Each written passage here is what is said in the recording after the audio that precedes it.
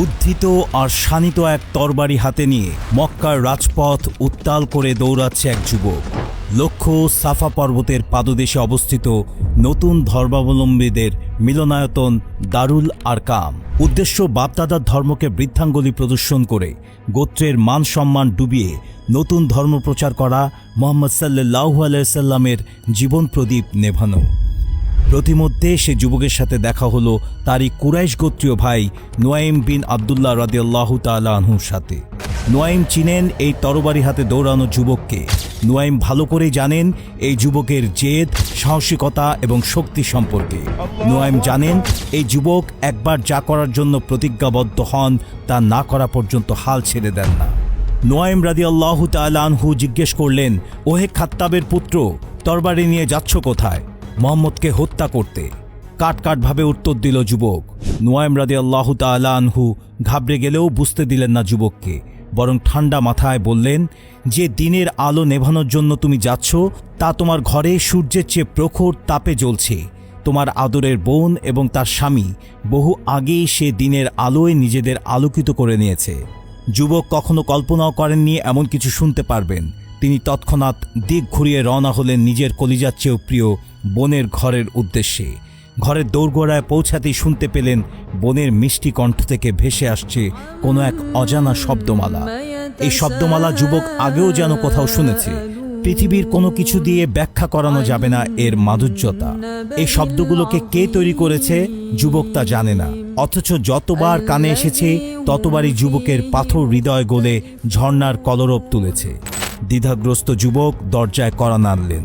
দরজা খুলে দাঁড়ালেন ভগ্নিপতি সাইদ রাদিয়াল্লাহু তাআলা আনহু।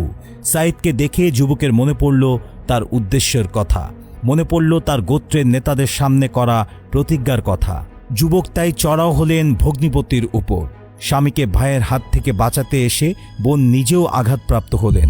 তবুও চেষ্টা করে গেলেন পাথরের চেয়েও কঠিন, আগুনের চেয়েও তেজস্বী তার এই ভাইয়ের হাত থেকে স্বামীকে বাঁচাতে। বোনের কপাল ফেটে রক্ত গড়িয়ে পড়ছে। সেই রক্ত অশ্রু হয়ে দেখা দিল যুবকের চোখেও। হেরে যাওয়া চোখে যুবক তাকালেন বোনের দিকে, প্রশ্ন করলেন, কেন তোমরা এমন করলে? কেন তোমরা বিশ্বাসঘাতকতা করলে নিজ গোত্রের সাথে? দ্ব্যর্থহীন কণ্ঠে বোন বললেন, এটাই একমাত্র সঠিক রাস্তা যা আমরা গ্রহণ করেছি। এটাই একমাত্র শাশ্বত জীবন বিধান যা আমাদের দিবে ইহকালে মানসিক প্রশান্তি এবং পরকালে চিরমুক্তি। বোনের মিষ্টি কণ্ঠ ছুঁয়ে গেল যুবকের পাষাণ হৃদয়। আগ্রহ নিয়ে দেখতে চাইলেন কি পাঠ করছিল তারা। বোন বলল, তুমি অপবিত্র, আগে পবিত্র হয়ে এসো, তারপর দেখাচ্ছি। বোনের শেখানো পদ্ধতিতে পবিত্র হলেন যুবক। বোন তার সামনে তুলে ধরলেন একটি কাগজের টুকরো, যাতে লেখা ছিল পৃথিবীর সর্বশ্রেষ্ঠ গ্রন্থের কিছু অংশ। যুবক উচ্চস্বরে পাঠ করলেন সে শব্দমালা। أنزلنا عليك القرآن لتشقى إلا تذكرة لمن يخشى تنزيلا ممن خلق الأرض والسماوات العلا الرحمن على العرش استوى له ما في السماوات وما في الأرض وما بينهما وما تحت الثرى। যুবক ছিলেন তৎকালীন আরবের অল্প কয়েকজন অক্ষর জ্ঞান সমৃদ্ধ ব্যক্তিদের একজন। উক্ত ঐশী বাণী পাঠ করে যুবকের গলা ধরে এলো, চোখ বেয়ে পানি গড়িয়ে পড়ল। আপন মনেই প্রশ্ন ছুড়ল নিজের কাছে, এই মহান শব্দমালাকেই কি এত ভয় পাচ্ছে আমাদের গোত্র? এমন আশ্চর্যজনক জ্ঞানকেই কি লুকিয়ে রাখতে চাচ্ছে আমাদের থেকে আমাদের নেতারা? যুবকের পাথর হৃদয় বিগলিত হয়ে উতলা হয়ে উঠল। এমন মহান সত্যের পথ যার সামনে উদ্ভাসিত হয়ে উঠে তাকে সে পথ থেকে ফেরানো সাধ্যকার। যুবক আবারও ছুটলেন মক্কার রাজপথ বেয়ে সাফা পর্বতের পাদদেশে অবস্থিত দারুল আরকামের পানে। না, এবার আর সে মুহাম্মদ সাল্লাল্লাহু আলাইহি সাল্লামের মস্তিষ্ক চায় না, চায় তার পায়ে নিজের তরবারি বিছিয়ে দিয়ে আত্মসমর্পণ করতে সেই মহান সত্তার নিকট, যিনি ছাড়া আর কোনো উপাস্য নেই, যার হাতে আমাদের জীবন মরণ। এতক্ষণ যে যুবকের কথা বলা হলো, নিঃসন্দেহে আপনারা এই যুবককে চিনেন। তিনি আর কেউ নন, রাসূল সাল্লাল্লাহু আলাইহি সাল্লামের অন্যতম প্রিয় বন্ধু, সত্য এবং মিথ্যার মাঝে পার্থক্য তৈরিকারী আরবের সিংহপুরুষ ইসলামের দ্বিতীয় খলিফা হযরত ওমর ফারুক রাদিয়াল্লাহু তাআলা আনহু, যার ব্যাপারে স্বয়ং রাসূল সাল্লাল্লাহু আলাইহি সাল্লাম বলেছিলেন, আমার পরেও যদি নবুয়তের দরজা খোলা থাকতো তাহলে নিঃসন্দেহে তা ওমরের জন্য, যার হাত ধরেই সর্বপ্রথম মুসলমানরা প্রকাশ্যে কাবা প্রাঙ্গণে নামাজ আদায় করার সুযোগ লাভ করে। ইসলামের জন্য নিবেদিত প্রাণ, ইসলামের অতন্দ্র প্রহরী এই মহান সাহাবীর জন্ম হয়েছিল 583 খ্রিস্টাব্দে মক্কার অভিজাত বংশ কুরাইশের শাখা বনু আদি গোত্রে। তার পিতা খাত্তাব বিন নুফাইল ছিল তৎকালীন আরবের সবচেয়ে শিক্ষিত এবং গুরুত্বপূর্ণ ব্যক্তিদের মধ্যে একজন। তিনি আরবের অন্যতম জাঁকজমকপূর্ণ অনুষ্ঠান ওকাজ মেলায় কুরাইশদের পক্ষ থেকে দূত হিসেবে কর্মরত ছিল। এছাড়াও বহিরাগত কোনো পক্ষের সাথে আলোচনায় কুরাইশগণ তাকেই বেশিরভাগ সময় প্রেরণ করত। ওমর রাদিয়াল্লাহু তাআলা আনহু তার পিতার এই সমস্ত গুণগুলো ছোট থেকে রপ্ত করেছিলেন। সে সময় আরবে সাক্ষরতার হার অনেক কম ছিল। আরবের লোকেরা পড়াশোনার প্রতি আগ্রহী ছিল না। অল্প কিছু মানুষ যারা শিক্ষিত ছিল, ওমর এবং তার পিতা খাত্তাব ছিলেন তাদের মধ্যে অন্যতম। খুব অল্প বয়সেই ওমরের পিতা মারা যায়। ফলে যুবক বয়সী সংসারের বড় ছেলে হিসেবে সংসারের সমস্ত দায়িত্ব তার কাঁধে এসে পড়ে। অন্যান্য কুরাইশদের মতো তিনিও ব্যবসা শুরু করেন। এছাড়াও কুরাইশদের যে কোনো আলোচনা সন্ধি চুক্তিতে মধ্যস্থতাকারী হিসেবে ওমরের চাহিদা ছিল আকাশচুম্বী। ওমর রাদিয়াল্লাহু তাআলা আনহু ছিলেন স্পষ্টভাষী। তার মধ্যে কোনো কূটকৌশল কাজ করত না। তিনি সবসময় সোজাসাপটা কথা বলতেন। যা তিনি পছন্দ করেন না তার বিরোধিতা করতে কার্পণ্য করেননি কখনো। এজন্য ইসলামের প্রাথমিক যুগে ওমর রাদিয়াল্লাহু তাআলা আনহু ইসলাম গ্রহণের পূর্বে মুসলমানদের উপর ক্ষিপ্ত ছিলেন এবং যেখানেই মুসলমানদের দেখা পেতেন সেখানেই তাদের কষ্ট দিতেন। সে সময় মুসলমানদের কাছে আবু জাহেলের চেয়েও বেশি ভয়ানক কুরাইশ নেতা ছিল ওমর। সহসা কেউই চাইতেন না ওমরের সামনে পড়তে। ওমরে ফারুক রাদিয়াল্লাহু তাআলা আনহুর মনে সর্বপ্রথম ইসলামের প্রতি নম্রতা আসে মুসলমানদের আবিসিনিয়া হিজরতের সময়ের একটি ঘটনা। ওমরের মধ্যে দেশপ্রেম, গোত্রপ্রীতি ছিল অনেক বেশি পরিমাণে। তিনি যখন দেখলেন মুসলমানরা দলবদ্ধভাবে অনেকেই নিজ মাতৃভূমি ছেড়ে আবিসিনিয়ায় পাড়ি জমাচ্ছেন, তখন তার মনে মুসলমানদের প্রতি মায়া জন্মায়। তিনি একটি দলের সামনে গিয়ে দেখেন বিশিষ্ট নারী সাহাবী এবং কুরাইশদের মধ্যে অনেক সম্মানিতা হযরত উম্মে আবদুল্লাহ বিনতে হান্তাম রাদিয়াল্লাহু তাআলা আনহুম পরিবার নিয়ে চলে যাচ্ছেন আরব ছেড়ে। তিনি নরম কণ্ঠে উম্মে আবদুল্লাহকে জিজ্ঞেস করেন, তোমরা চলে যাচ্ছ? জবাবে উম্মে আবদুল্লাহ বলেন, হ্যাঁ, আপনি আমাদের উপর জুলুম করেছেন, নির্যাতন করেছেন। আল্লাহর কসম, যতক্ষণ না আপনারা এটা বন্ধ না করবেন ততক্ষণ আমরা দেশে ফিরব না। তখন ওমর মাথা নিচু করে বললেন, আল্লাহ তোমাদের সহায় হন। এই ঘটনার পরপরই ওমরের মনে ইসলাম নিয়ে চিন্তা ভাবনা শুরু হয়। কিন্তু গোত্রের প্রতি অত্যাধিক মায়া থাকায় ওমর সিদ্ধান্ত নিতে পারছিলেন না কি করবেন তিনি। সে সময় মক্কার অন্যান্য কাফিররা মুসলমানদের উপর নির্যাতনের মাত্রা দ্বিগুণ করে দেয়। রাসূল সাল্লাল্লাহু আলাইহি সাল্লাম আল্লাহর কাছে দোয়া করতে থাকেন যেন আবু জাহেল অথবা উমর ইবনে খাত্তাবের মধ্য থেকে যে কোনো একজনকে আল্লাহ পছন্দ করে নেন তার দ্বীনের খেদমতের জন্য। মহান রাব্বুল আলামিন তার হাবিব রাসূল সাল্লাল্লাহু আলাইহি সাল্লামের দোয়া কবুল করে নেন। মক্কার কাফিররা উমরকে দায়িত্ব দিয়েছিল রাসূল সাল্লাল্লাহু আলাইহি সাল্লামকে হত্যা করার, কিন্তু তিনি জীবনে প্রথম এবং শেষবারের মতো ওয়াদা ভঙ্গ করে ইসলামের সুশীতল ছায়ায় আশ্রয় নিলেন।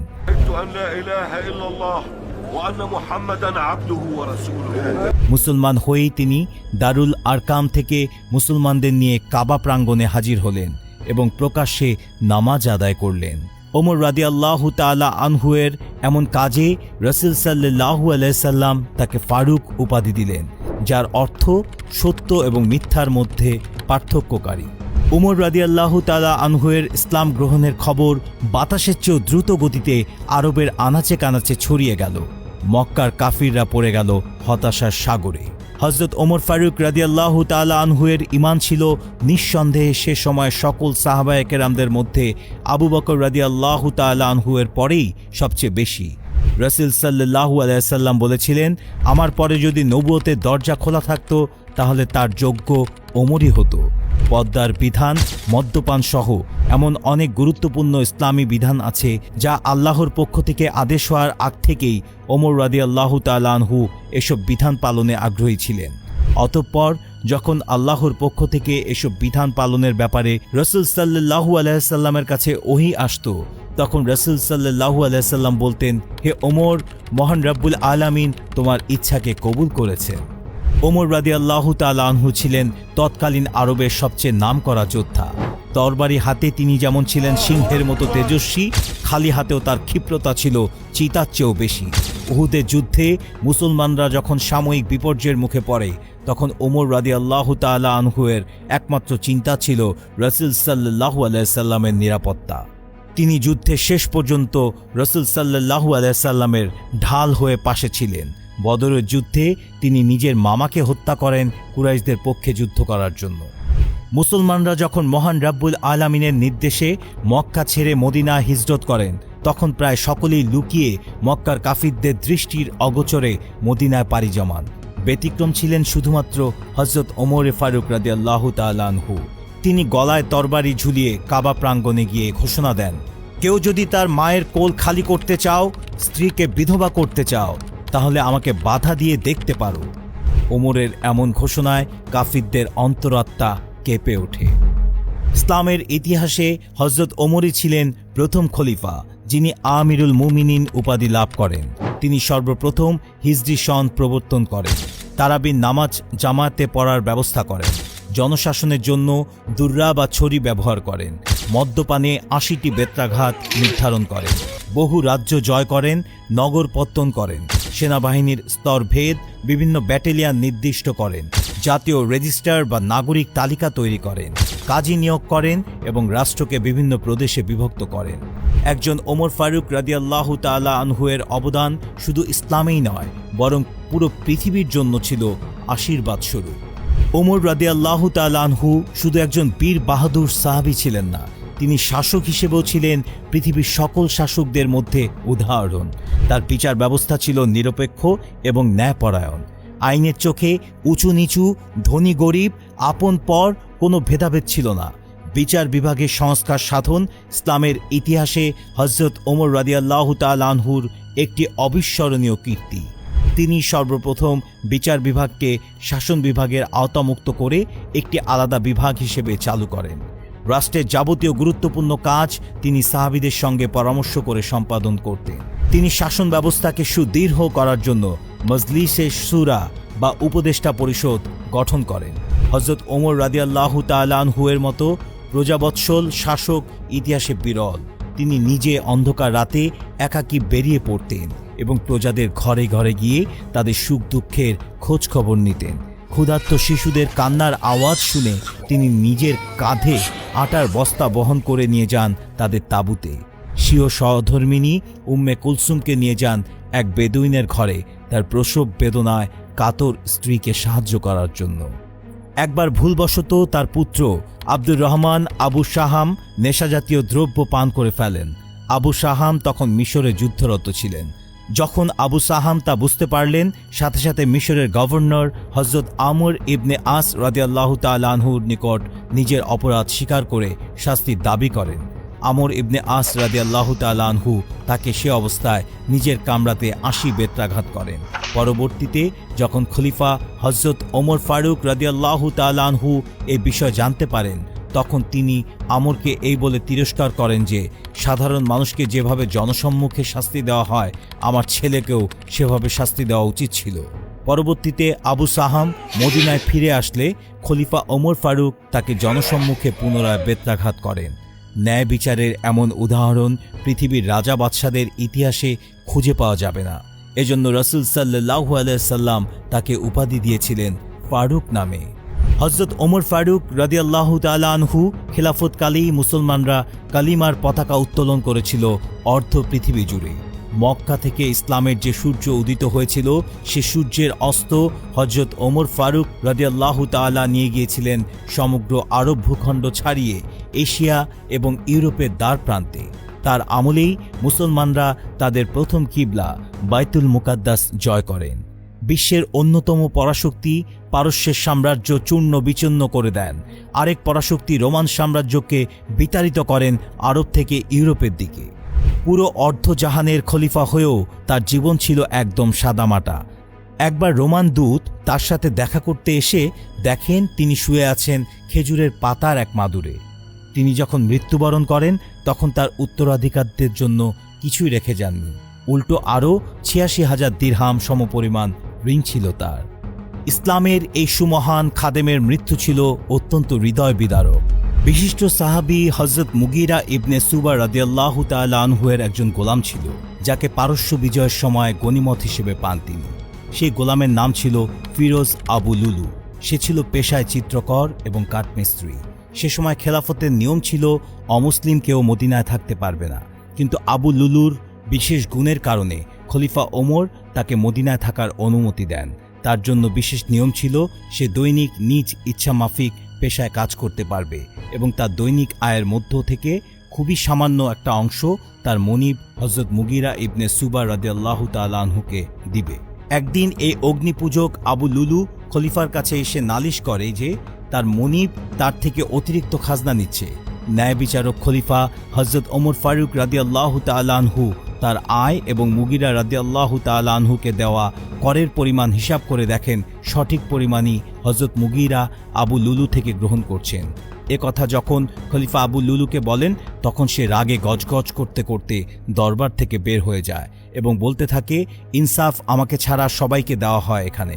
তবুও খলিফা ওমর রাদিয়াল্লাহু তাআলা আনহু সিদ্ধান্ত নিলেন মুগীরা রাদিয়াল্লাহু তাআলা আনহুকে বলবেন যেন আরও কম পরিমাণে খাজনা তার থেকে নেয়। উক্ত ঘটনার পর একদিন ওমর ফারুক রাদিয়াল্লাহু তাআলা আনহু দেখেন আবু লুলু কোথাও যাচ্ছে। ওমর রাদিয়াল্লাহু তাআলা আনহু তাকে ডেকে বললেন, শুনলাম তুমি নাকি ভালো ধরনের চাক্কি বানাতে পারো, আমাকে কি একটি বানিয়ে দেবে? সে তখন রাগামৃত ভঙ্গিতে বলল, আমি এমন চাক্কি বানাবো পূর্ব এবং পশ্চিমে বসবাসকারী সকলেই তা দেখতে পারবে। হযরত ওমর রাদিয়াল্লাহু তাআলা আনহু তার কথাবার্তায় প্রতিশোধের গন্ধ পাচ্ছিলেন। সঙ্গী সাথীদের তিনি বললেন, এই গোলাম তো আমাকে হুমকি দিয়ে গেল, তা সত্ত্বেও তিনি তাকে গ্রেফতার করেননি। 23 হিজরির জিলহজ মাসের 27 তারিখ রোজ বুধবার আমিরুল মুমিনিন ফজরের নামাজ পড়ানোর জন্য মেহরাবে উপস্থিত হন। যখনই তিনি তাকবীরে তাহরিমা বলেন তখনই কাতারের মধ্যে লুকিয়ে থাকা ফিরোজ আবু লুলু বেরিয়ে আসে। সে ওমর রাদিয়াল্লাহু তাআলা আনহুর পিঠে খঞ্জর দ্বারা পরপর 6টি আঘাত করে। অসম সাহসী ও পাহাড় সম হিম্মতের অধিকারী ওমর রাদিয়াল্লাহু তাআলা আনহু কোনরূপ টুশব্দ করেননি। আঘাতে তিনি মারাত্মক আহত হয়ে পড়ে যান। আক্রমণটি এতটাই আকস্মিক ছিল যে পেছনের কাতারে দাঁড়ানো মুসলমানরা টেরই পাননি কিছু। যখন তারা ওমর রাদিয়াল্লাহু তাআলা আনহুয়ের কেরাতের আওয়াজ শুনতে পেলেন না, তখন পেছনের কাতারের লোকেরা তাসবিহ বলে লোকমা দিতে থাকে। এর মধ্যে ফিরোজ পলায়ন করে। কেউ কেউ বিষয়টি বুঝতে পেরে তাকে পাকড়াও করার চেষ্টা করেন, কিন্তু সে তাদেরকেও খঞ্জর দ্বারা আঘাত করেন। প্রায় 13 জন মুসলমান রক্তাক্ত হয়ে পড়ে যান। তার খঞ্জর চালানোর দক্ষতার কথা আগে কেউ জানত না। আঘাত এতটাই তীব্র ছিল যে 9 জন মুসলমান তৎক্ষণাৎ সেখানে মারা যান। গ্রেফতার হওয়া থেকে বাঁচার জন্য ফিরোজ নিজের গলায় খঞ্জর চালিয়ে আত্মহত্যা করে। আমিরুল মুমিনিন আহত হয়ে মেহরাবে পড়েছিলেন, তার হুঁশ তখনও ছিল। তিনি নামাজ পড়ানোর জন্য আব্দুর রহমান ইবনে আউফ রাদিয়াল্লাহু তাআলা আনহুকে সামনে বাড়িয়ে দেন। তিনি সংক্ষেপে 2 রাকাত নামাজ পড়ান। ধারালো খঞ্জর ওমর রাদিয়াল্লাহু তাআলা আনহুয়ের পেট ও পিঠ ছিঁড়ে ফেলেছিল। নামাজ শেষ হওয়ার পর তিনি জিজ্ঞাসা করেন, ইবনে আব্বাস, দেখো তো লোকটা কে ছিল? ইবনে আব্বাস দেখে এসে বলেন, মুগীরা বিন সুবার গোলাম। ওমর রাদিয়াল্লাহু তাআলা আনহু তখন বললেন, ও আচ্ছা, তাহলে সেই কারিগর ছিল। আল্লাহ তাকে ধ্বংস করুন, আমি তো তার ব্যাপারে ইনসাফের ফয়সালা করেছিলাম। তিনি আরও বলেন, আল্লাহর শুকরিয়া যে তিনি কালিমা পড়ুয়া কারো হাতে আমাকে মৃত্যুদান করেননি। এত সত্ত্বেও ইরানে বর্তমান শিয়া অনুসারীরা ওমর ফারুক রাদিয়াল্লাহু তাআলা আনহুয়ের হত্যাকারীকে একজন বীর হিসেবে সম্মান করে থাকে। তার কথিত মাজার বানিয়ে সেখানে শ্রদ্ধা নিবেদন করে। অথচ এটি সর্বজন বিদিত আবু লুলু ফিরোজ একজন অগ্নি উপাসক ছিল এবং কাফির অবস্থায় মৃত্যুবরণ করে। শিয়া মতাবলম্বীরা যে বাতিল ফিরকা, এটি তারই একটি পরিচয় বহন করে থাকে। আবু লুলু ফিরোজের মাজারকে প্রতিষ্ঠিত রেখে ইরানের শিয়া ফিরকা আজও তাদের অগ্নিপূজক সংস্কৃতিকে জারি রেখেছে। আহত অবস্থায় 3 দিন বেঁচে ছিলেন আমিরুল মুমিনিন হযরত ওমর ফারুক রাদিয়াল্লাহু তাআলা আনহু। এই 3 দিনে তিনি পরবর্তী খেলাফত ব্যবস্থা সম্পর্কে করণীয় ঠিক করে দিয়ে যান। পরবর্তী খলিফা নির্ধারণে যেন কোনো ফিতনা সৃষ্টি না হয় সেজন্য হযরত উসমান, হযরত আলী, আব্দুর রহমান ইবনে আউফ, হযরত তালহা, হযরত জুবায়ের, সাদ বিন আবি ওয়াক্কাস রাদিয়াল্লাহু তাআলা আনহু এর সমন্বয়ে একটি কমিটি গঠন করেন এবং সকলকে নির্দেশ দেন এই কমিটি যে সিদ্ধান্ত নেবে সেই সিদ্ধান্ত মেনে নেওয়া। অতঃপর 24 হিজরির প্রথম প্রহর অর্থাৎ পহেলা মহরমে মহান রব্বুল আলামিনের ডাকে সাড়া দিয়ে পরপারে পাড়ি জমান ইসলামের এই মহান খাদেম। মৃত্যুর আগে তিনি ইচ্ছা পোষণ করেছিলেন তার কবর যেন রাসূল সাল্লাল্লাহু আলাইহি সাল্লামের পাশেই হয়। রাসূল সাল্লাল্লাহু আলাইহি সাল্লামের এক পাশে সে সময় শায়িত ছিলেন প্রথম খলিফা হযরত আবু বকর সিদ্দিকী রাদিয়াল্লাহু তাআলা আনহু। অপর পাশের জায়গাটা মা আয়েশা রাদিয়াল্লাহু তাআলা আনহুমের নিজের জন্য বরাদ্দ রেখেছিলেন। কিন্তু যখন ওমর ফারুক রাদিয়াল্লাহু তাআলা আনহু তার কাছে আবেদন করেন তখন আয়েশা রাদিয়াল্লাহু তাআলা আনহুম তাকে বলেন, আমি জায়গাটি আমার জন্য পছন্দ রেখেছিলাম, কিন্তু আমি ওমরকে প্রাধান্য দিচ্ছি। অতঃপর রাসূল সাল্লাল্লাহু আলাইহি সাল্লামের পাশেই তার অন্যতম প্রিয় বন্ধু হযরত ওমর ফারুক রাদিয়াল্লাহু তাআলা আনহুকে সমাহিত করা হয়।